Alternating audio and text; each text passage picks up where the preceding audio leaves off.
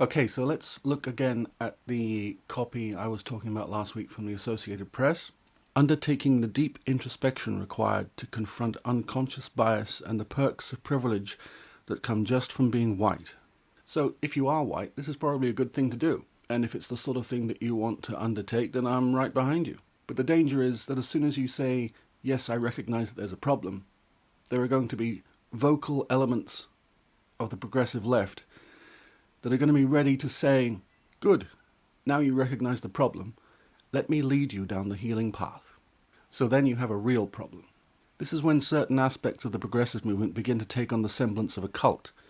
You have the ailment, they have the cure.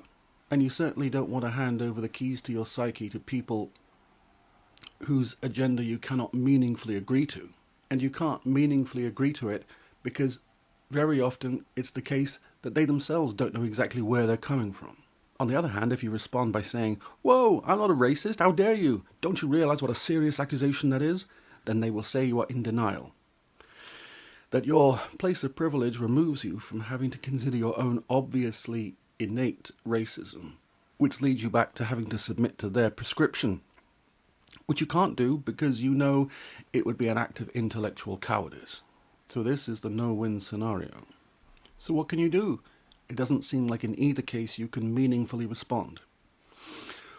Well, I have a personal recommendation. It's going to be controversial.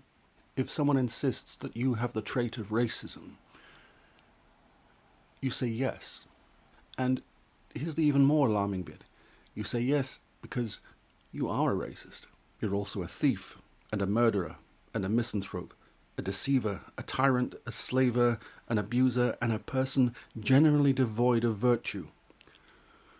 In short, you have a shadow. Don't worry, you're not a bad person. Carl Gustav Jung was a Swiss psychiatrist who lived at the end of the 19th century and beginning of the 20th. He's generally credited with having founded psychoanalysis. Shut up, we know who Carl Jung is. Now, psychoanalysis is not a science in the same way that neurobiology is, or neurology. It's more of a way of describing human consciousness in terms of imagery, so that we can have a better idea of what's going on in our own noggins. One of the terms of description that Jung came up with is the shadow, which is, that's a concept, it's an idea with a lot of facets. It's not something I can really do complete justice to here, but for the purposes of this discussion, the shadow is basically your completely self-interested subconscious that you're not aware of in your day-to-day existence. Every kind of evil, every ugly possibility lives in our shadows, and we all have one. All of us. That is why things like accusations of racism can hurt, even if you haven't consciously been or done the thing you're accused of. Because your shadow doesn't know what you have and have not done. It assumes you must be guilty because it knows better than you do what you're capable of. So it performs a kind of fight or flight response, which in turn makes you respond in undisciplined ways. So when you hear rhetoric from the left, instead of hearing the argument, you hear, "They are coming for you!" And this kind of distortion is very harmful in my opinion. It encourages the centre and the right to man the barricades and make the worst assumptions about their so-called opponents. As a consequence, you'll be in a defensive mode and you won't be able to sift the good arguments from the bad because you'll be too busy reacting defensively. And that can end up being a betrayal of duty to the centre, which is the place where all the opinions have to meet in a negotiation. I say this because the one thing I can say, and because I really am reaching the limits of qualified speech here doing this thing. So this video will be the last time for a while that I tackle this subject. But I say this because one thing I can say with full qualification is that small misunderstandings today will lead to major conflicts tomorrow, if they're not resolved.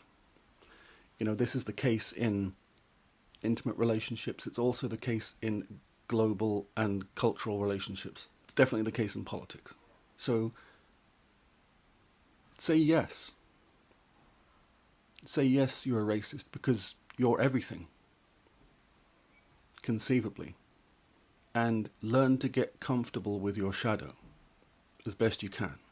Because if you're not authentically, aggressively racist, then this kind of tool will help you to be able to take the heat out of the conversation. It'll help, in turn, to facilitate the expression of others, because they won't feel so much like they're facing hostility. And it will allow emotive accusations to make a soft landing. And that's crucial to interrupting the cycle of backlash and not paying forward the anger.